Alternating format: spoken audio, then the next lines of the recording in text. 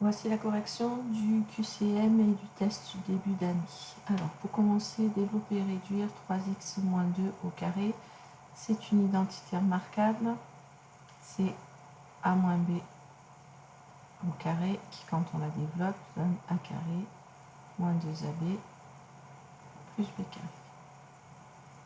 Ce qui nous donne ici la valeur qui joue le rôle de a, c'est 3x, donc ça fait 3x le tout au carré. Attention de ne pas oublier les parenthèses. Ensuite, moins 2 fois 3x fois 2 plus 2 au carré. Ce qui fait 9x carré moins 2 fois 3, 6 fois 2, 12, donc moins 12x plus 4. Deuxième question, factoriser 49x carré moins 64. On peut repérer que c'est en fait 7x au carré moins 8 au carré. Et donc à ce moment-là, on reconnaît l'identité remarquable développée a au carré moins b au carré, qui, quand on la factorise, donne a moins b, facteur de a plus b.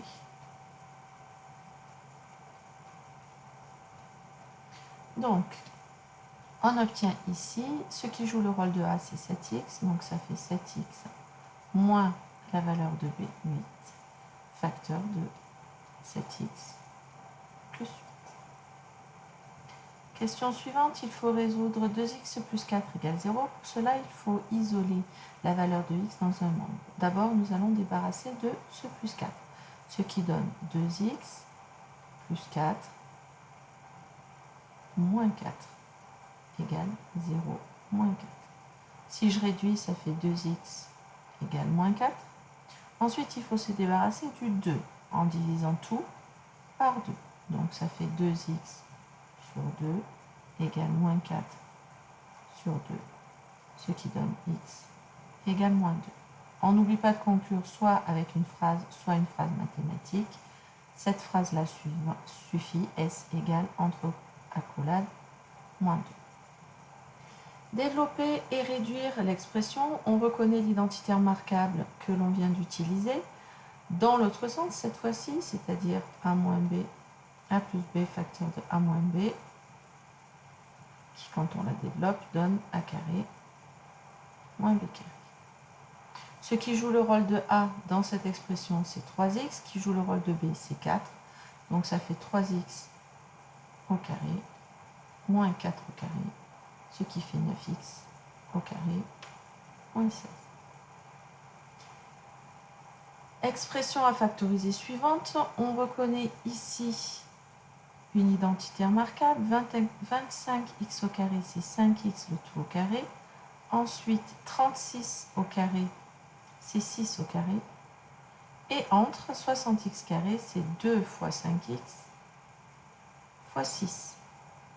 On reconnaît ici la dernière identité remarquable que nous n'avions pas encore écrite, à savoir a au carré plus 2ab plus b au carré, qui, quand on la factorise, donne a plus b au carré.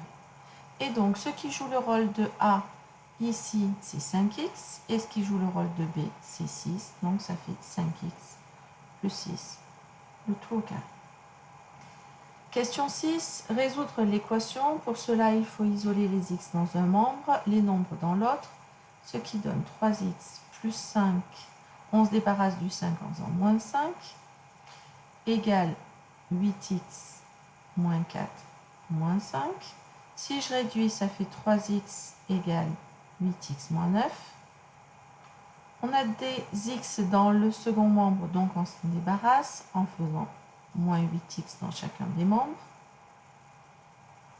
Donc ça fait 8x moins 9 moins 8x. Ce qui donne 3x moins 8x, ça fait moins 5x égale moins 9. Il faut se débarrasser du moins 5 qui est multiplie x, donc on divise tout par moins 5. Ça fait moins 5x sur moins 5 égale moins 9 sur moins 5, ce qui donne x égale 9 cinquièmes. On n'oublie pas de conclure soit avec une phrase soit avec une phrase mathématique avec accolade S égale 9/5. On continue avec les questions 7 à 11. F est la fonction affine définie par f de x définie sur R par f de x égale 5x plus 3 sur moins 4. Cette écriture de f de x, on peut aussi écrire que donc f de x égale 5x plus 3 sur moins 4. C'est en fait moins 5 quarts de x moins 3 quarts. La valeur du coefficient directeur, c'est moins 5 quarts.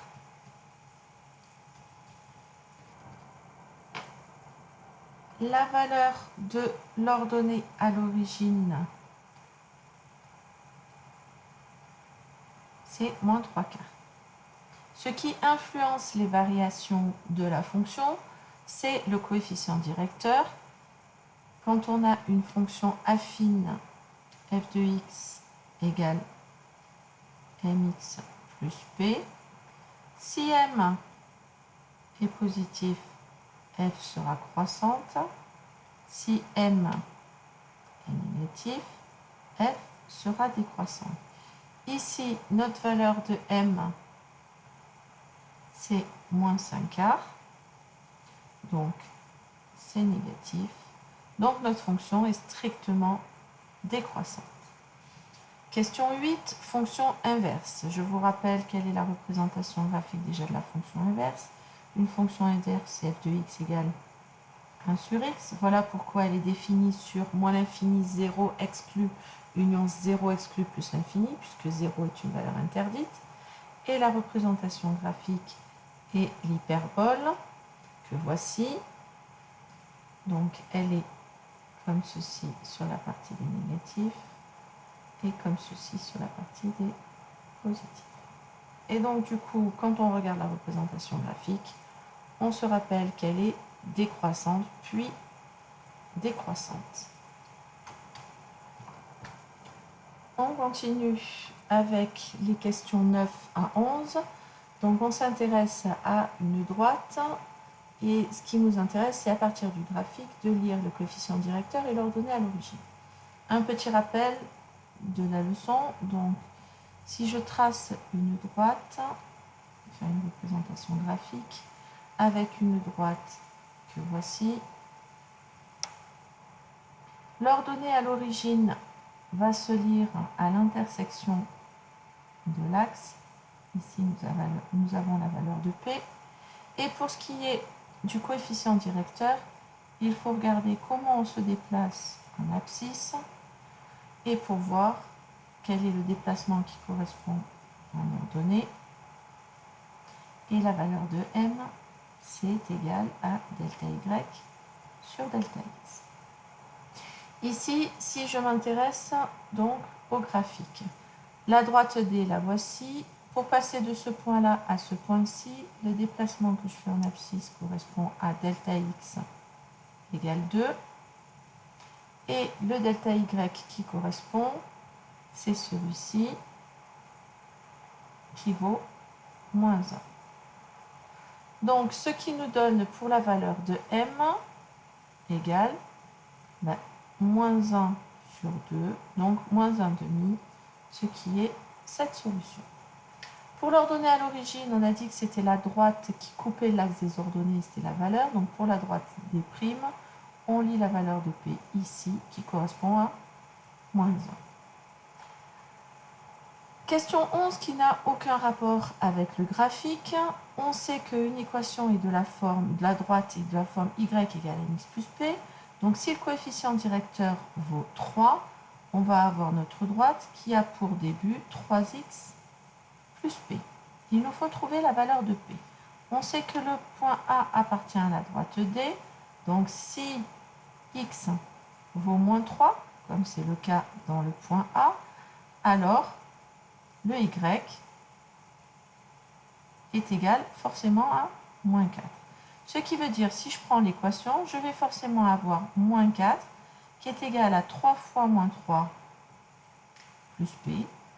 Je me retrouve donc avec moins 4 égale moins 9 plus P, c'est-à-dire que j'ai une équation d'inconnu P qui me donne P égale moins 4 plus 9, c'est-à-dire 5.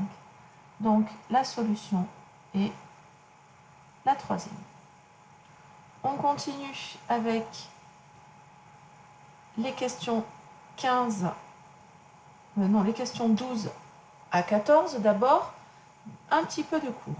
C'est les coordonnées d'un vecteur, les vecteurs qui sont collinéaires. Qu'est-ce que ça veut dire qu'un vecteur est collinéaire? U et V sont collinéaires si et seulement si le vecteur V peut s'écrire k fois le vecteur U. Et donc, si les coordonnées de U sont x et y, et V sont de coordonnées x', y', je vais avoir alors forcément x' qui est égal à k fois x et y' qui est égal à k fois y. Ici, les coordonnées du vecteur U qui sont données sont 2, 3. Donc, il faut que les coordonnées du vecteur V soient proportionnelles à celles de U. Ici, ça ne correspond pas. Ici, on constate que c'est moins 2 fois le vecteur U. Et donc, la bonne réponse est celle-ci. Question 13. En relation avec 3x plus 4, une fonction affine. Donc, d'abord, je vais chercher quand c'est que 3x plus 4 vaut 0. Lorsque 3x est égal à moins 4, donc lorsque x égale moins 4 tiers. Si je fais la représentation graphique de cette fonction, je sais que le coefficient directeur est positif, donc ma droite est croissante, et donc j'ai quelque chose à peu près comme ceci. Ici, j'ai la valeur de moins 4 tiers, puisque c'est l'endroit où ma droite coupe l'axe des abscisses, où ça vaut 0. Et graphiquement, du coup, je constate que entre moins l'infini et moins 4 tiers, la droite est au-dessous de l'axe, donc ça va être de signe négatif. Et entre moins 4 tiers et plus l'infini, la droite est au-dessus de l'axe, donc 3x plus 4 va être positif. Ce qui correspond au tableau que voici. On continue avec la question 14. D'abord un petit peu de cours. Si le point A est de coordonnées xa, ya, que le point B est de coordonnées xb, yb, alors le vecteur AB va avoir pour coordonnées xb moins xa et yb moins y.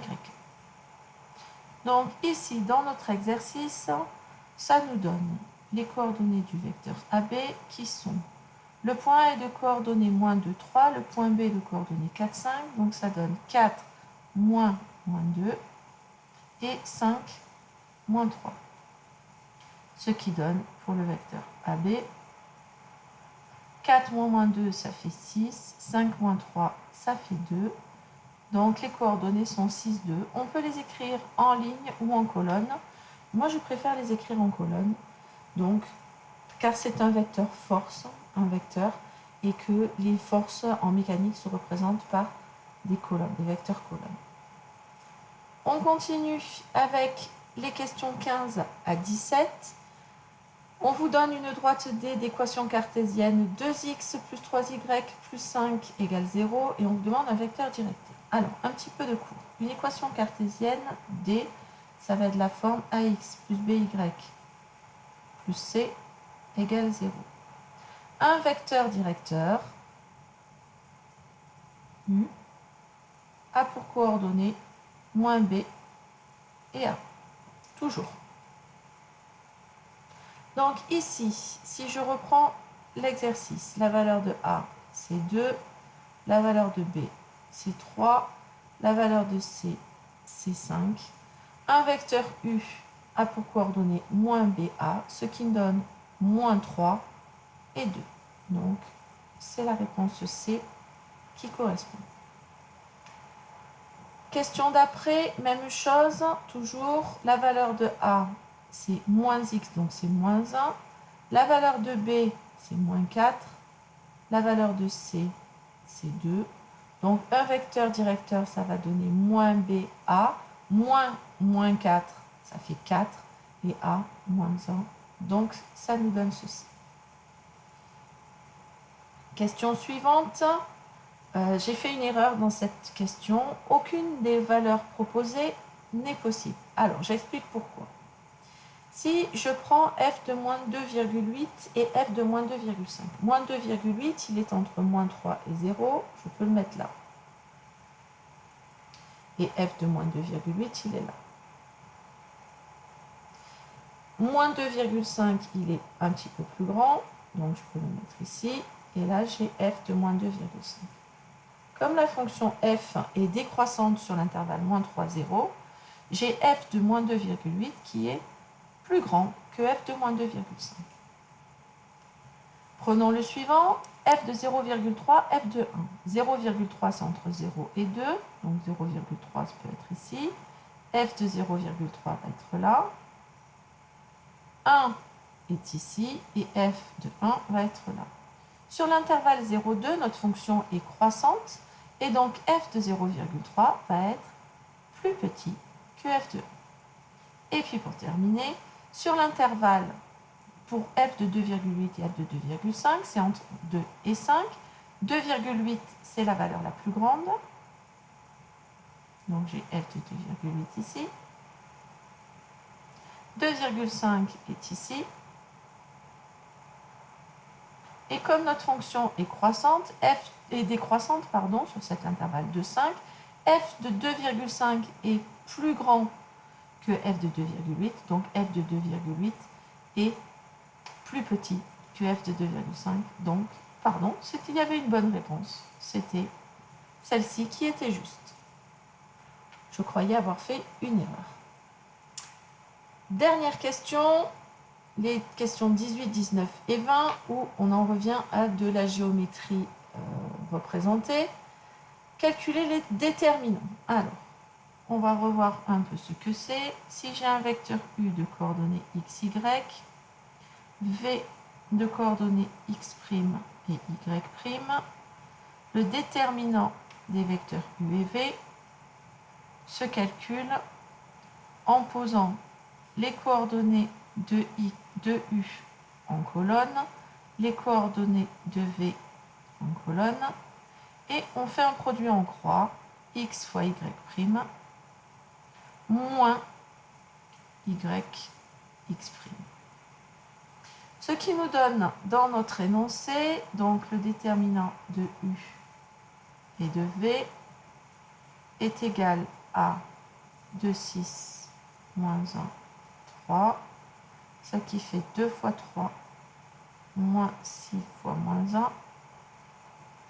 2 fois 3, ça fait 6, moins 6 fois moins 1, ça fait 6 aussi, ce qui fait 12. Lorsque le déterminant est nul, les vecteurs sont collinaires. Lorsque le déterminant n'est pas nul, les vecteurs ne sont pas collinaires.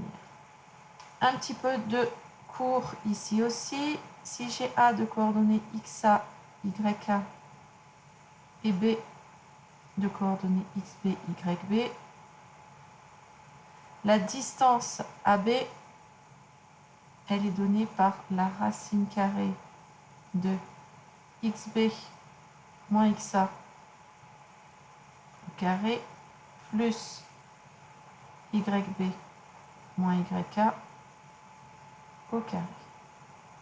Ce qui nous donne dans notre exercice, donc la distance AB est égale à la racine carrée de mon XB, donc moins 1, moins 2 au carré, plus 3 moins 5 au carré. Ce qui donne moins 1 moins 2, ça fait moins 3 au carré, et plus 3 moins 5, ça fait 8 au carré.